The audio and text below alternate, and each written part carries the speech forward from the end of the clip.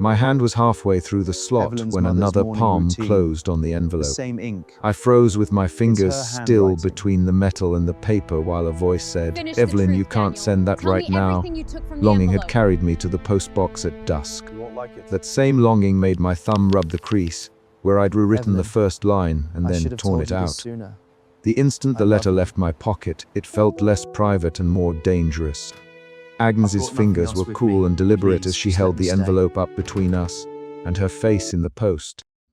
Office light told me she had already decided this would not be mailed without a conversation. I had come to post the letter because longing kept waking me before dawn. Pulling the page out at the kitchen table where the kettle hissed and my pen left small pools of ink. That same longing made me plan each sentence until the words looked like things I could touch. But in the first 5 steps toward the postbox, I had also collected the fear that mailing it would change more than my silence. I felt doubt press at the back of my throat. If the letter named what I owed Daniel, would it send him away for good? If it exposed what I had held back, would it repair anything at all? Those questions were sharp and immediate. They decided my next movements more than memory did. Agnes did not offer advice. She held the envelope between her fingertips, turning it slowly so the dusk light caught the ink seeping through the paper. "Evelyn," she said, voice small but firm. "Someone's been asking questions about you. I can't post this until we talk." The line of her jaw tightened. The letter had been a private ritual. Agnes's interception made it a live choice. My pulse slid into a new rhythm, first longing, then doubt, then the immediate prickling of fear. I followed her inside because leaving the envelope under the street lamp felt like handing a decision to the tide. The post office smelled of damp paper and soap. The bell over the door clanged once and then went quiet. Agnes set the letter on the counter and walked behind it as if she were guarding something valuable and dangerous at once. Her hands rested on the cash drawer, fingers splayed, and she looked at me as if she had been waiting for years to say what she needed to say. "Who?" I asked. The words came out clipped. I wanted to pull them back, to fold them into the envelope and shove it through the slot myself. Agnes sighed, and details slid into place like a hinge opening. "Ben's boy saw Daniel at the quay with a bundle of papers last week," she said. "Ben me. Then Martha mentioned someone asked after you this afternoon. People make questions into rumors fast. Evelyn," those lines of gossip landed on the counter between us. The rumor changed the letter from a private closing to a decision that might push Daniel away or pull him back. I thought of Daniel's face under the marina lights, the way he held the brass C watch in one hand when he was searching for words. Memory here must be concrete. He once sat at my kitchen table with the watch between his palms and said nothing for a long minute while I poured tea, and the steam fogged the window. In that silence I had believed absence was a temporary thing. Now Agnes's voice made absence look like a deadline. The postmistress closed her eyes for half a breath and then said, "He might leave at first light. People say contracts come due, boats sail. If you post that, you give him something he has to answer." Her emphasis felt like a hand on the envelope, weighing it. We left the post office together, because standing alone in that softened light felt like admitting defeat. Agnes walked beside me toward the marina with the paper folded flat in her pocket. The lane smelled of salt and wood smoke. Neighbors called from porches. Ben Carver stood under the shed's yellow bulb, carrying a mug, and he did not hide the fact that he had seen Daniel. "He was here earlier, Evelyn." Ben took a satchel of paper off the delivery boat. "Asked about you too." Ben's voice was practical. His eyes held the kind of caution that measures risk by distance. I followed them toward the dock, because a rumor about Daniel could not be left to settle like dust. On the edge of the marina, the fog made lamps into soft coins of light. Daniel appeared from between boat hulls with a bundle of folded pages pressed to his chest. He wore his worn pea coat and the brass watch hung against his palm. He did not look like a man who wanted to speak. He looked like a man who had been carrying something too heavy for too long. "Daniel," I said, and my voice hitched. The sound of his name changed the air. He paused. For the next 30 seconds, I measured the space between us as though that space had become the currency of what we might lose or keep. He did not take a step at first. Then he put the bundle down at his feet and said, "Evelyn, You were not supposed to mail things without talking to me." His words were low, steady, and careful. A voice that had learned economy through responsibility. I asked a question instead of answering. "Why did you keep drafts?" My hands folded and unfolded in front of my coat pockets. Ben and Agnes watched from the quayside like two judges who already held opinions. Daniel lifted one folded page and let me see a line of my own handwriting. "You tore this up in my kitchen months ago," he said. I kept it. That reveal shifted the ground. At once the letter in Agnes's pocket and the drafts at Daniel's feet connected. The paper I had destroyed was not gone. Someone had saved what I thought I had lost. I felt a new emotion arrive, betrayal, but not in the way rage arrives. It was a slow, cold realization that my private acts had been gathered and preserved by someone else. My fingers tightened around the edge of my cardigan. Daniel's face softened at my reaction. "I didn't keep them to punish you," he said. "I kept them because I couldn't throw them away." His voice was even, but his hands trembled when he showed me a crease that matched the first sentence I'd written that autumn. The evening moved in increments of discovery. Ben mentioned Daniel's work. "He has arrangements leaving at dawn, contracts and a boat waiting. He won't be here long." Evelyn, Martha Ellis, who had come down to the quay to close up the inn, added that the harbour master had a list of names leaving with the tide. Each small statement raised stakes. The decision about one envelope now felt like a choice with diminishing time. My chest tightened. Longing first moved me to write. Doubt and fear now worked through every choice I made. I asked Daniel a question that felt like a test. "Did you read all of them?" He put his thumb on one folded corner and looked at me. "I read the ones that belonged to me," he said. "I read the ones that named me." His answer landed like a small pronouncement. I could see his restraint in the way he placed the pages on the wooden slats. "Why did you keep them?" I said. Because you wrote them." It was not an adequate answer, but it was honest in its narrow way. We walked under the quay lights in a silence that spoke of miles of unsaid things. Once, Daniel stopped and handed me a single page he had smoothed with his thumb. The handwriting on it was mine, the ink smudged where I had pressed too hard. "I thought you might want this back," he said. He did not look at my face when he said it. The page rustled in my palm like a living thing. I pressed it to my chest and felt the weight of the moment change. That was an external event that forced movement. A choice had been made to return a fragment I had thought destroyed. Under the cliff path, the wind lifted and pinched at our coats. The sea below hissed and struck rock. The moon tipped the wave atop silver. Daniel handed me the manuscript page he had kept and waited. For the next part, our speech got faster. We traded questions and answers like fishermen passing bait. "Why didn't you tell me you kept them?" I asked. "Why would you keep anything of mine without telling me?" Daniel looked at the path, then at his hands. "I was not sure what to do with them, Evelyn. I thought I was protecting you by keeping them safe." His voice tightened. I heard the watch against his palm, a small clink like a heartbeat. The conversation moved into an argument without raised voices. "You kept my words, and you didn't tell me."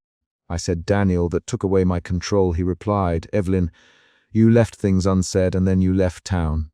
What choice did I have?" That exchange had the rapid back and forth I had avoided for months. Agnes, Ben, and Martha had drifted back toward the path, where they could watch without being part of the fight. Their presence made the argument public and sharper. 3 quick lines of negotiation followed. "Daniel, you should have asked me. I tried. You wouldn't answer my letters. You kept them anyway." The rhythm of those lines was hard, edged and honest. When people argue, their words are short and decisive. Daniel's answers were measured. Mine tried to be precise. The exchange left both of us more exposed, not less. After the heat of the argument, Daniel did something I had not expected. He handed me a page that I had thought burned months ago. I froze with my finger on the corner. "I kept this because it had a line I couldn't stop reading," he said. "I kept it because I wanted to know if you were right." His admission shifted my feeling from accusation to a strange form of gratitude that felt risky. That change, doubt to shock to a fragile easing, counted as an emotion shift. We walked toward the cliff where the path cut above the surf, and the moon sharpened the edges of our coats. The wind threw salt into our faces. Daniel slowed until we matched pace. He stopped at the low stone wall and set the remaining pages on the top of it. letting the moonlight make lines of ink visible. Then he gave me a choice in a voice that asked me to decide quickly. Keep it private, Evelyn, or make it public. If you keep it private, I will go at first light with whatever I must. If you make it public, I will stay to answer what I said in it. He folded his hands like a man setting a lid down.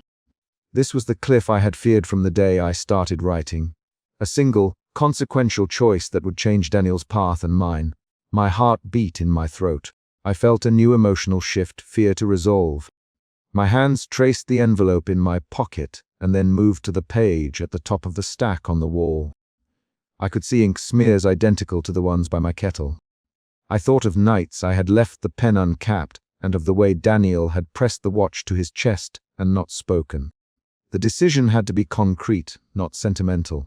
I made a motion and tore a corner from the top page where a word had been crossed out. It was a small, deliberate act. Daniel's eyes fixed on the torn corner. "Evelyn," he said, voice low, "what are you doing?" I answered without looking away, "I am choosing the way this goes. I'm not mailing anything until I know you'll be here to answer it." My words were steady. My breath did not shake. That was the action I had needed to take, an embodiment of moving from paralysis into a choice. Daniel's response was immediate and physical. He took off his coat and wrapped it around my shoulders, though it left his arms bare to the night. "Then stay," he said. "Stay and finish it with me. Tell me what you meant in person. Let me hear the lines you couldn't send." His voice carried a kind of practical tenderness I had not known how to ask for. The coat smelled of brine and old tobacco, and it fell over my shoulders like a promise without flourish. Agnes cleared her throat behind us and said, "You will have to be quick with words. First light moves people." "I thought you should know." Her reminder pulled the moment back into time. We had to act now or wait for a door to close. Ben and Martha moved closer and a neighbor called from a bench to remind us the tide came in certain hours. Those practical reminders made our hard decisions part of a schedule. I unfolded the page and began to read lines aloud, short phrases at first, then longer sentences. Daniel listened with the same caution he used when checking ropes. He did not interrupt except to correct a name or to ask where a sentence came from. "Where did you write that?" He asked at one point at the kitchen table. "After you left," I answered. My voice grew steadier with each line. Saying the words made them belong to the moment rather than to the paper. Halfway through the reading, a small jolt arrived. A boat engine turned over at the far end of the harbor and startled a dog into barking. The sound yanked our attention outward and left us both silent for a beat. That external sound served as a mini cliffhanger in the middle of the chapter. We both looked at the harbor, and for a second I feared whoever came with the engine might take Daniel away. Then the sound eased and Daniel, "Keep reading." The interruption tightened the urgency and pushed us both to finish. When I finished the passage, Daniel closed his eyes for a long breath. He returned one of the papers to me and said, "If this is to be public, we'll go through it together. If it's private, close it and stay." His choice shifted the power. It made the decision a shared action. I folded the papers into the envelope and then sealed it with the wax I had kept in a small tin for times I wanted a gesture to be firm. The wax left a warm weight under my thumb. On the walk back down from the cliff, the lane felt narrower because people had gathered in small clusters to listen in the way a shore listens for weather. Agnes walked ahead toward the post office with her coat pulled tight. Ben stayed back to lock a shed. Martha called that she would be tending the inn at odd hours for a while, and that if anyone knocked, they should be told no one was at home. Their choices had become part of the decision. They were not passive background. They had turned themselves into actors who shaped the possible futures for Daniel and me. At the shingle beach, I dug a small channel with my shoe and slid a folded page into a clean glass bottle I'd found in the shed. The paper fit like a message made into matter. I corked the bottle and held it under the lamp until the wax seal on the envelope cooled. Agnes watched from the post office window as I walked to the tide line. She did not come down. She leaned her forehead against the cool glass and watched the light cross the water. I tossed the bottle into the black water and timed its bob with the slow pull of the waves. The bottle rocked away and took the lamplight across the paper once, twice. I did not feel absolved.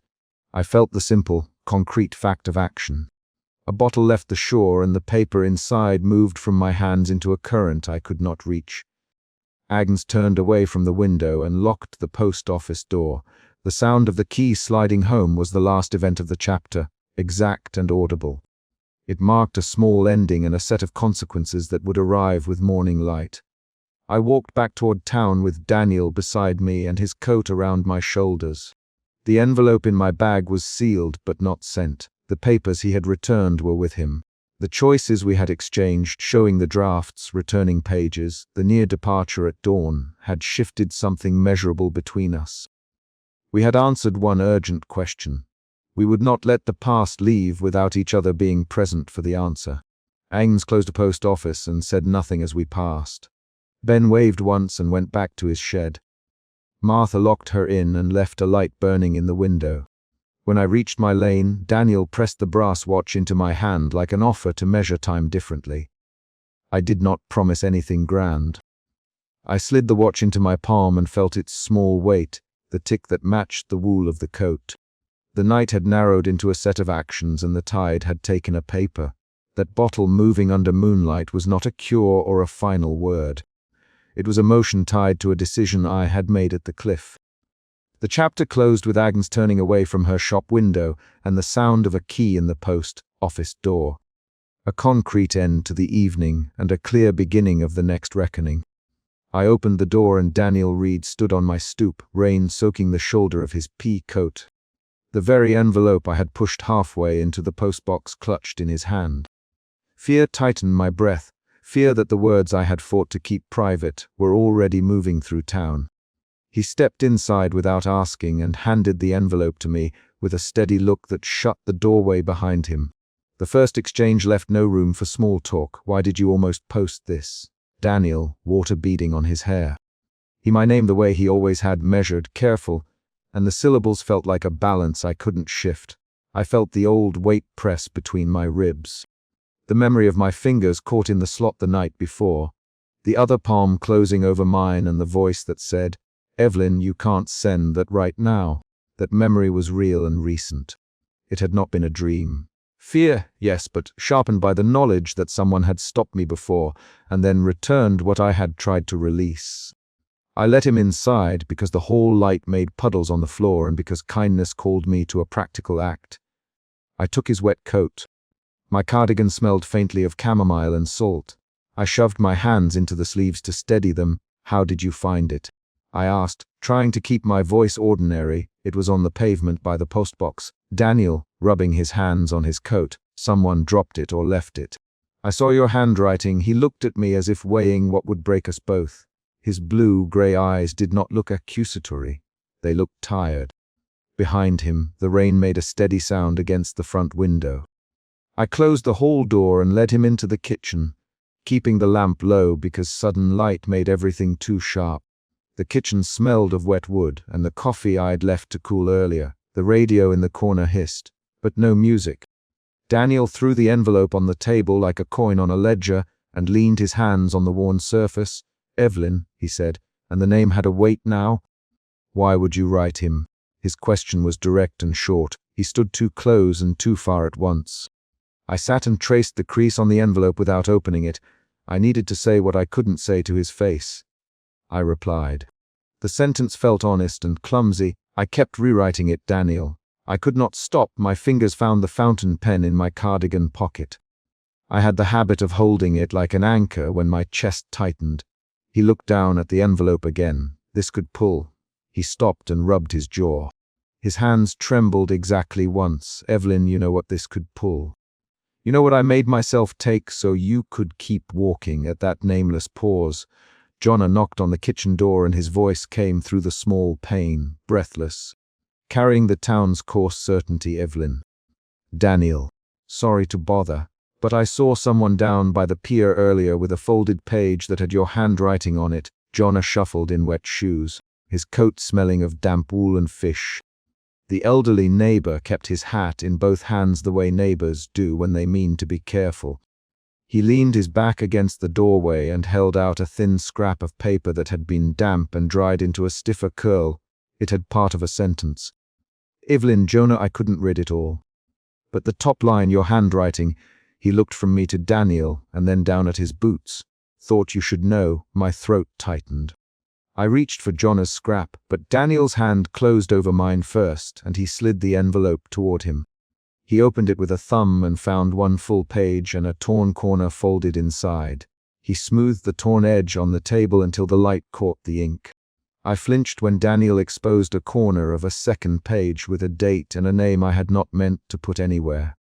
The name belonged to someone who had not been part of the story I intended to tell. The date matched a morning I had told myself to forget. The torn scrap showed a signature inked deep enough that rain might blur it but not erase it. Daniel's jaw tightened. This wasn't meant to be in the post, he said. His voice was controlled like a rope tied tight. Whose name is this? I realized in a hot, small instant that the torn corner could change everything. That piece of paper could redirect blame, could show an association I had tried to keep secret. I had rewritten lines to shield someone and instead left a stitch torn enough to show a seam. The room seemed to hold its breath, which meant my pulse thrummed loud enough to mark minutes. Mrs. Tully's face appeared at the window like a paper cutert. The postmistress had her hair in a tight bun and a smear of damp on her cardigan. She passed a hand over the glass and said through the pane, voice pitched low, Mrs. Hart, there's been someone asking about mail to the Harbour Committee. They had a list. If any letters came in addressed to a meeting on the 12th. Her words landed on the table the way a stone lands in shallow water. Jonah's brow knotted. I saw someone fishing at the pier with a folded page. He repeated. They looked like they were comparing it to something else. Maybe they were checking names. He pushed his wet hat backward. Did you write anything about the harbour? The torn corner had a line mentioning a date and a committee that I had scribbled once and then erased. I had tried to remove it because I thought naming the committee would implicate me in a meeting I had left long ago.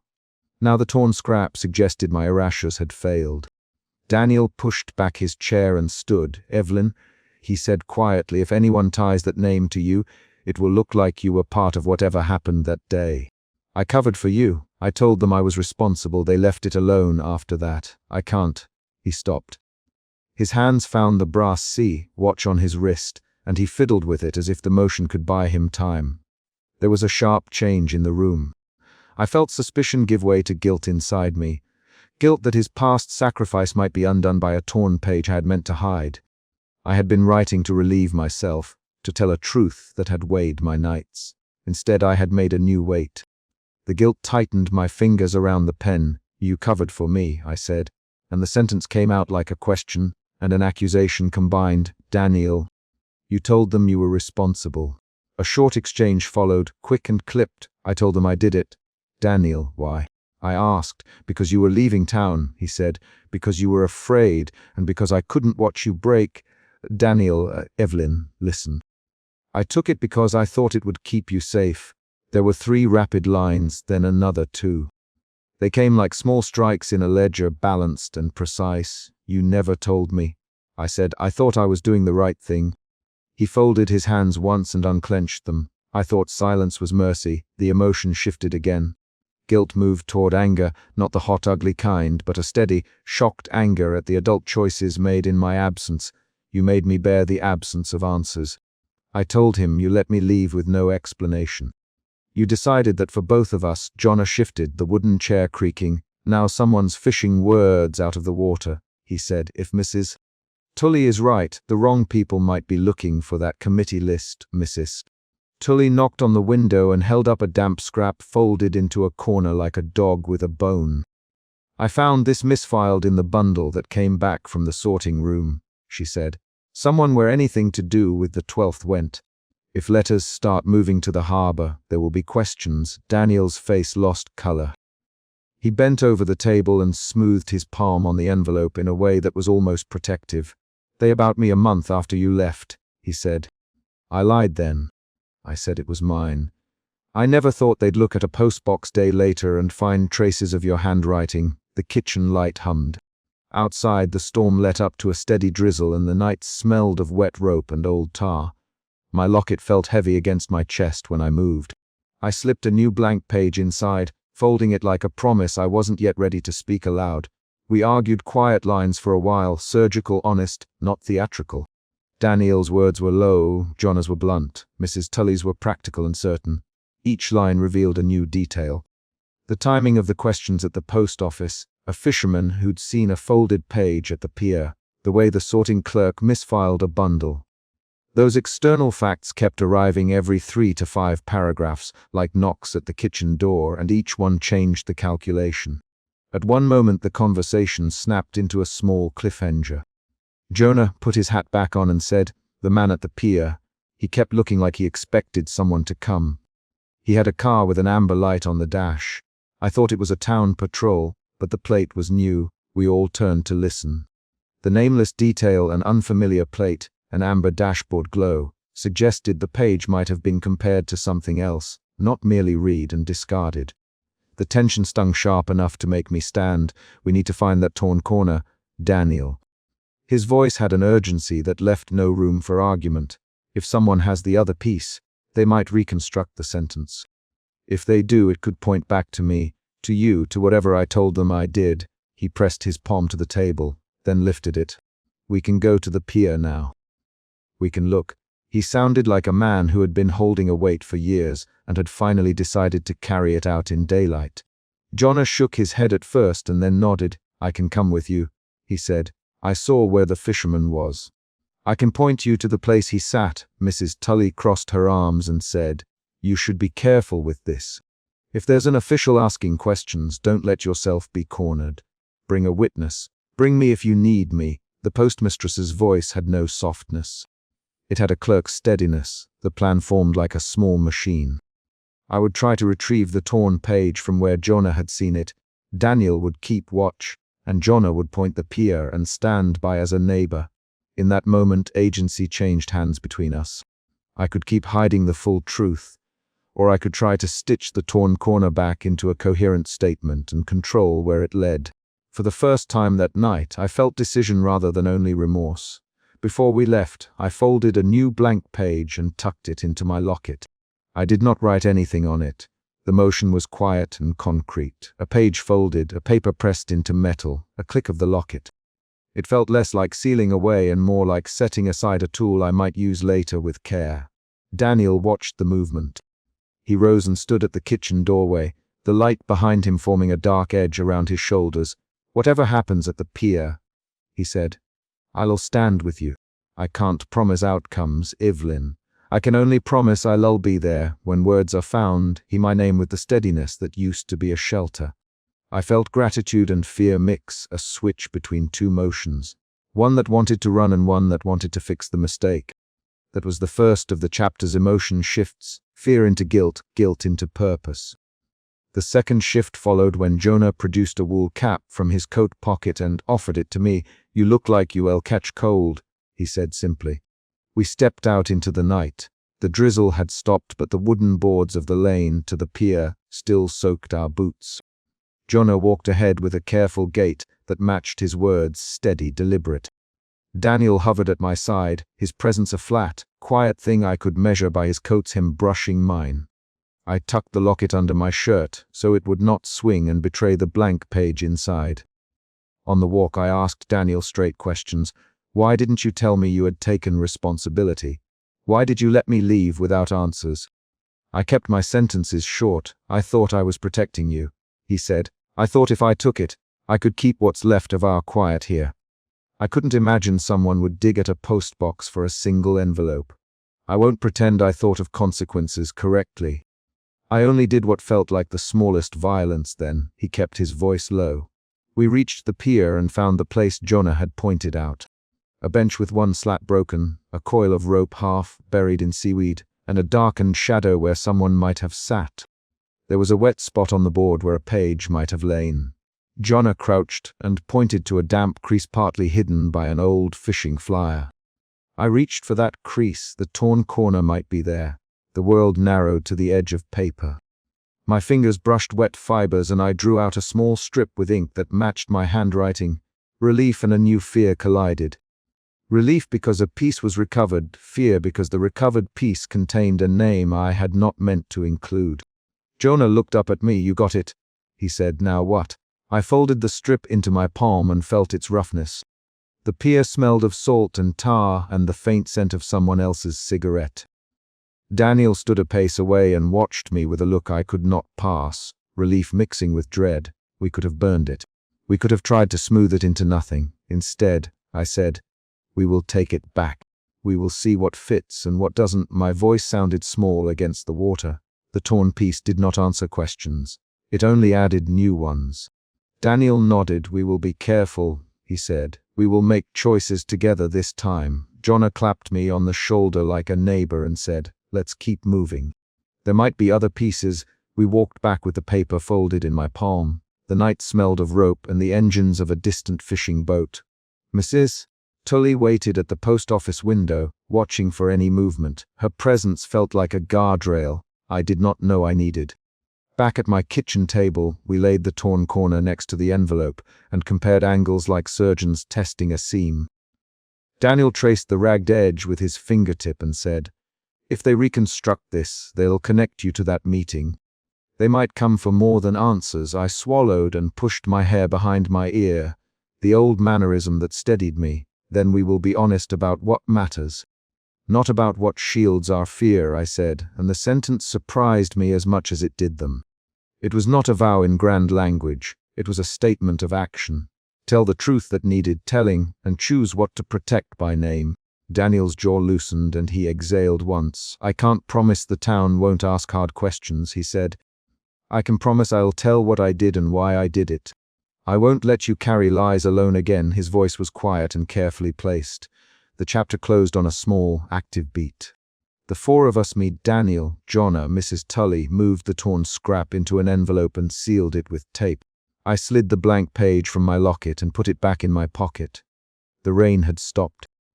The night beyond the kitchen window looked washed and ordinary, but each of us knew the ordinary might tilt again at the sound of a knock or a visiting car. I locked the kitchen door and picked up my coat. "I'll go with Jonna to check the pier more carefully at first light," I said. The sentence was concrete. It named an action and a time. Daniel nodded and reached for his watch. Mrs. Tully turned back to her window with the postal scrap in her hand. We left as a group that felt like a fragile plan. On the doorstep I paused and heard Daniel say my name once more. I did not offer an answer that would fix everything.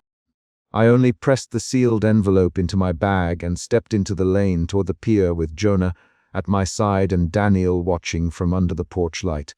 The night held us in motion toward a choice, to find the rest of the words and decide together what to set free and what to keep. I walked up to the notice board to pin a small fishing poster and found my handwriting folded around a single sentence instead. Shame tightened my throat when I straightened the paper with 2 fingers and realized the postmark pattern matched the little envelope I'd left half in the box 2 nights before. Neighbors had gathered in a loose ring. Mrs. Clark stood with her hand on the tack hammer, eyes on my face. "Evelyn," she said, but her voice carried toward the crowd more like an announcement than a question. The conflict was immediate. Private words were suddenly public, and I had to answer why. Shame drove my first movements. I stepped forward and reached for the pinned paper, but Haynes, a man from the harbor, blocked my hand. He kept his thumb on the corner, as if freezing the sentence into place. "This is for everyone to see," he said. "If you wrote it, you should stand by it." I felt my mouth go dry. The decision could be simple: admit, deny, explain, but shame made every choice jagged. I pulled my cardigan closer and said, "Please let me take it down." My voice was small in the square. The crowd shifted. A woman with a laundry basket glanced over the low wall toward the sea. A child pointed without understanding. Mrs. Clark glanced back at her shop window where she kept the daybook. Her thumb found the pencil behind her ear. This is where previous mistakes landed me, my thumb rubbing the crease of a draft in the postbox. The memory that Daniel had closed his palm over the envelope the first time I tried to send it. I could still feel that brief, cold pressure where his hand had met mine at dusk. Remembering it changed the shape of my answer. Daniel's arrival broke the static of murmurs. He came up the cobbled edge with his pea coat heavy from the morning damp, face set like the sea cliffs in wind. "Evelyn," he said.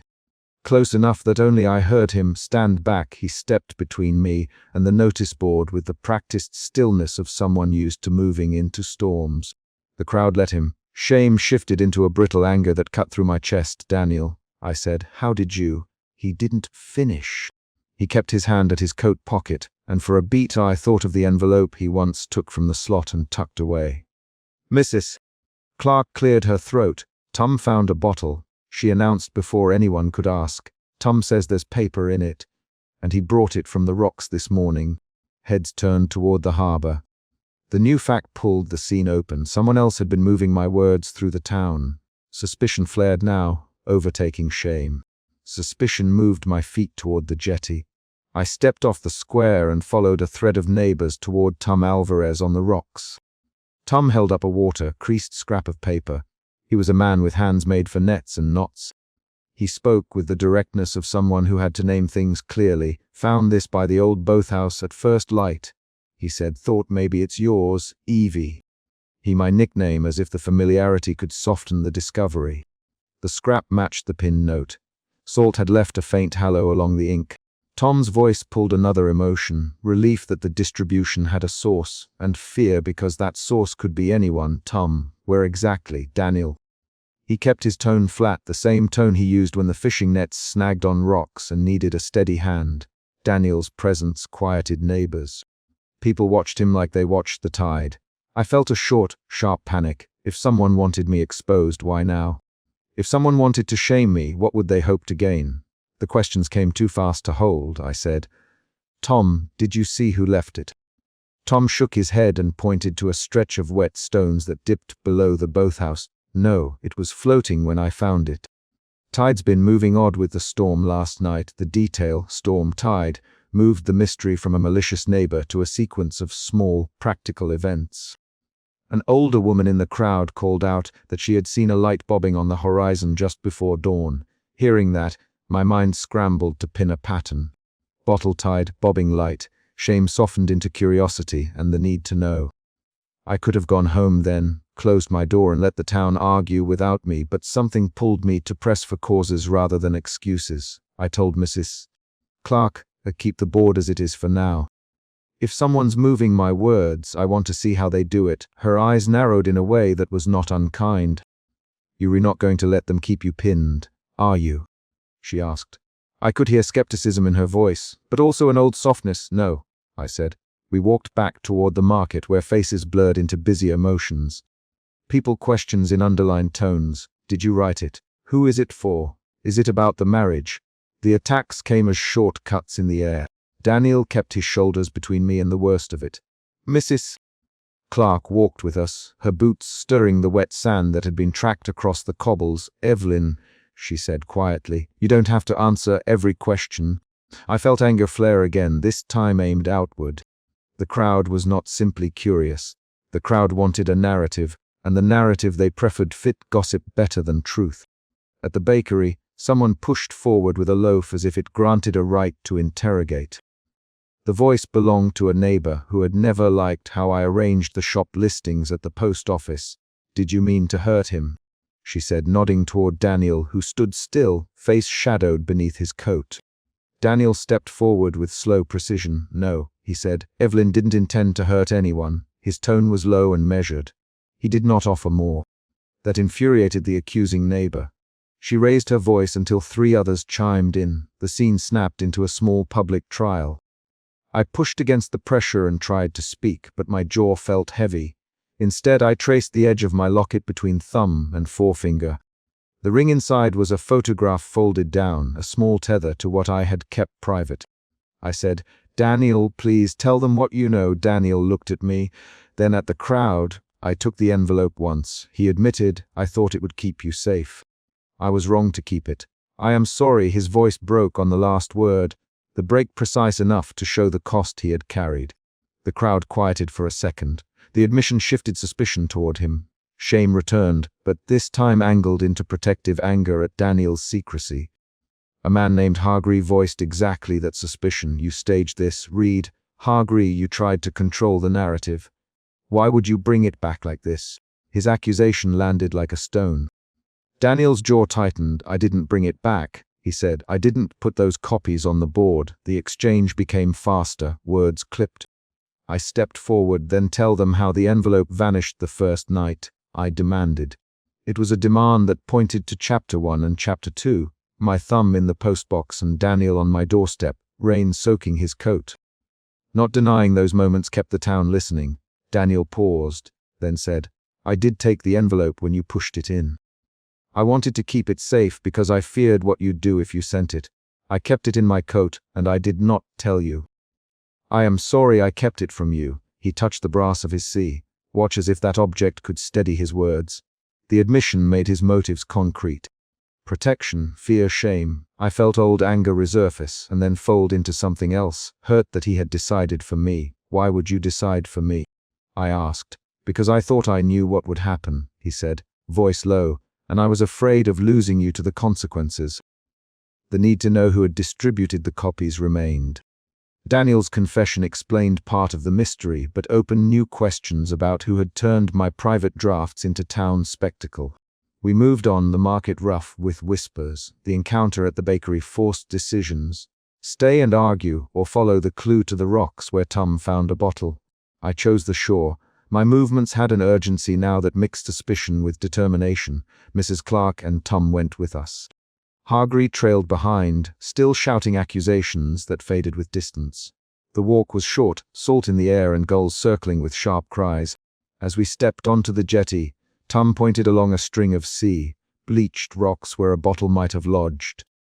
He squinted into the tide. It could have come from anywhere, he said. Wind, current, someone's hand. His explanation was practical.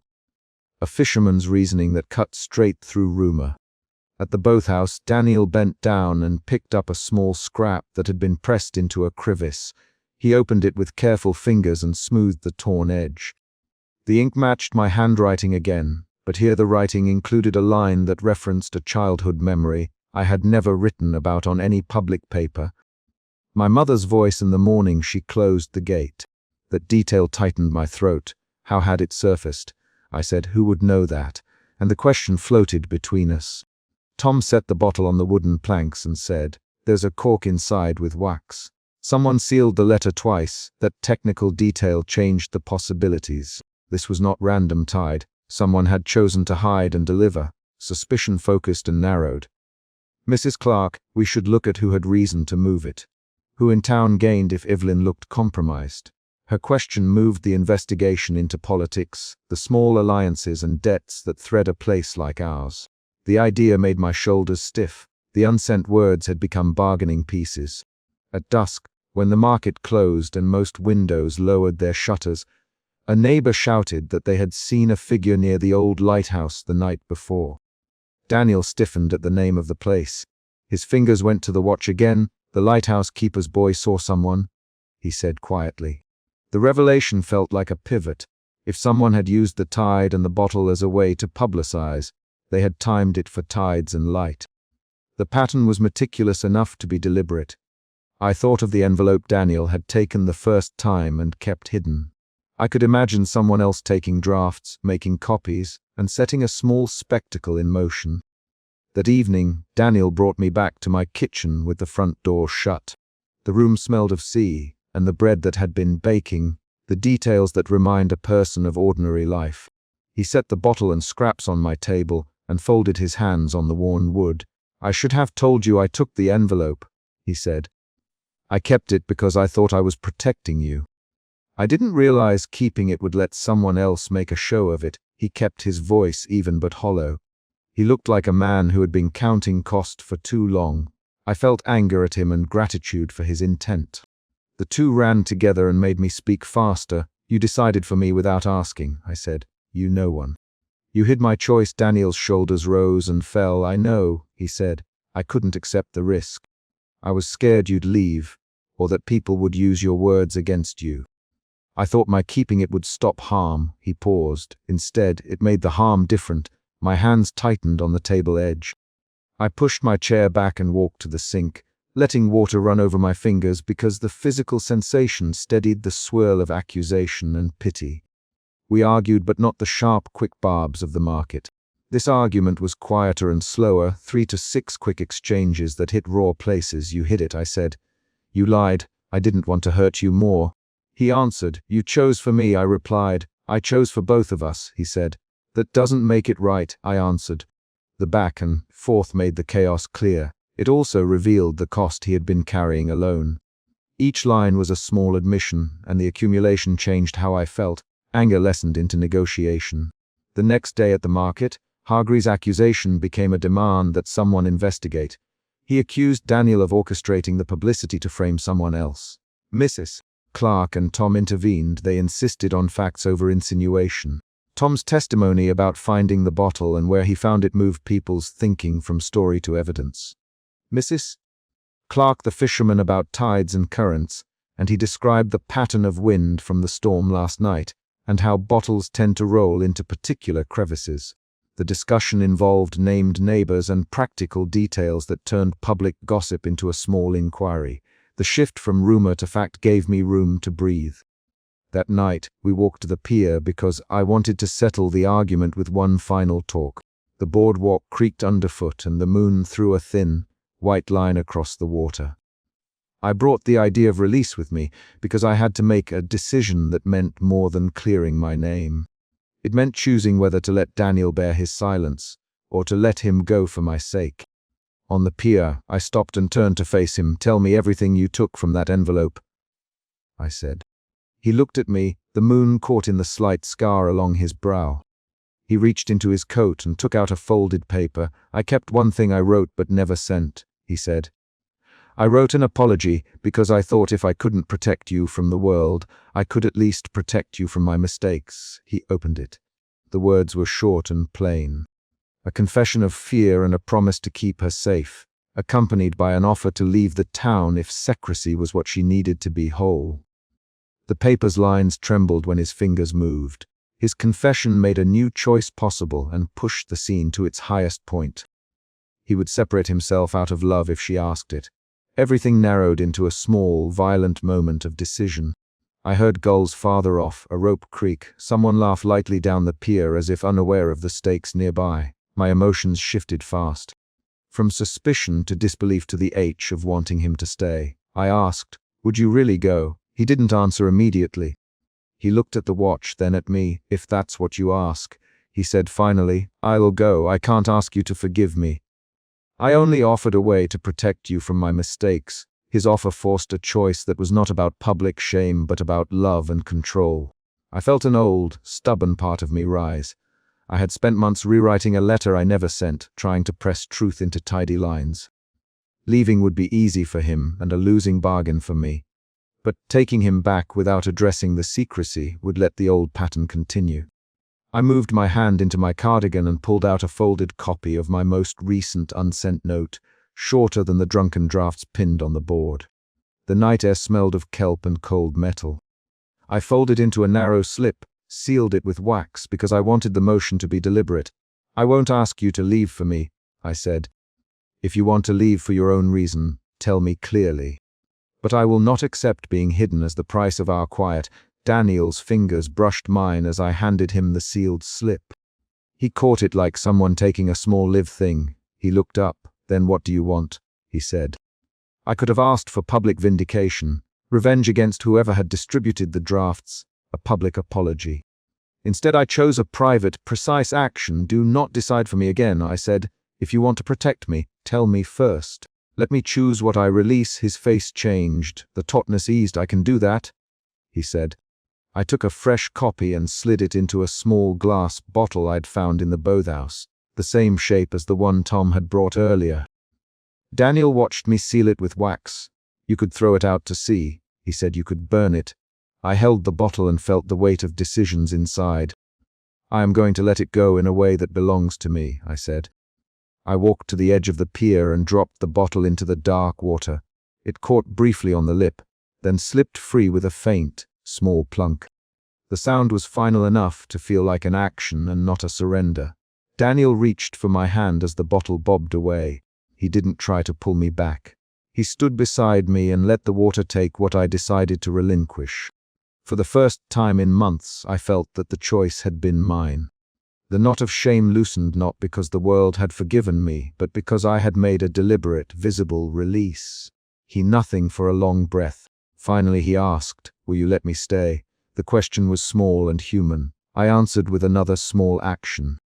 Instead of answering in words, I took the short unread letter I had folded into my locket earlier and slid it back into its tiny pocket.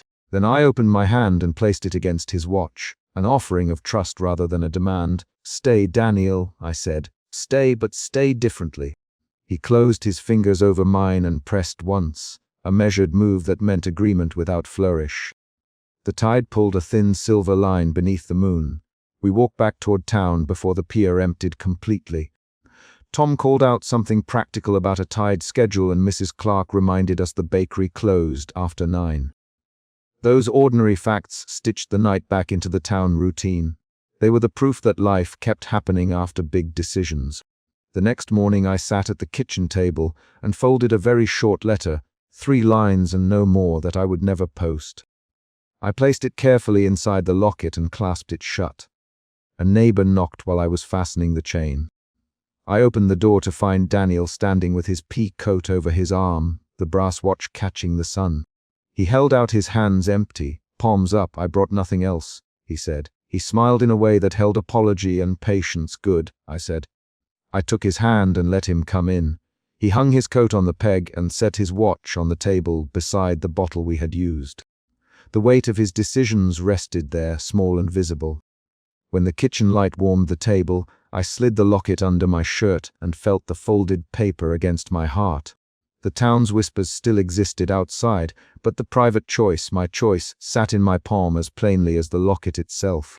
Daniel poured 2 cups of tea without asking, and we drank in silence that was not empty but steady.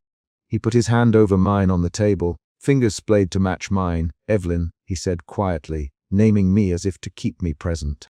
I looked at him and breathed out a sound that held both forgiveness and demand. The final scene was simple. Daniel pushed his watch into his pocket, stood, and folded the empty envelope he had once kept. He slid it into the drawer where I kept stamps and returned the key to me. "No more secrets," he said. I closed the drawer on his folded paper and put the key in my cardigan pocket. The action resolved the small trial between us. He had confessed and offered a choice. I had chosen a release that belonged to me. We agreed on a new pattern where decisions were spoken instead of assumed. Outside, Mrs. Clark swept her stoop, Tom readied his nets, and Hargree grumbled to himself as he walked past. The town resumed its ordinary motions. Inside the kitchen, I stood at the window and watched the light on the water. The unsent letters that had been scattered about our life had stopped being instruments used on me. They were now objects with an origin and a recipient, mine. I tucked the locket beneath my shirt, set 2 cups on the table, and reached for Daniel's hand. He took it without hesitation.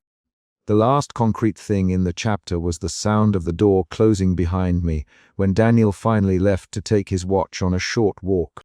He did not go far. He folded his coat over his arm and stepped back onto the street with nothing more dramatic than a neighbor returning to his walk. He left the drawer closed and his apology folded safely away. The day moved forward with ordinary tasks, and I moved with it, carrying my choice in a small silver circle at my throat.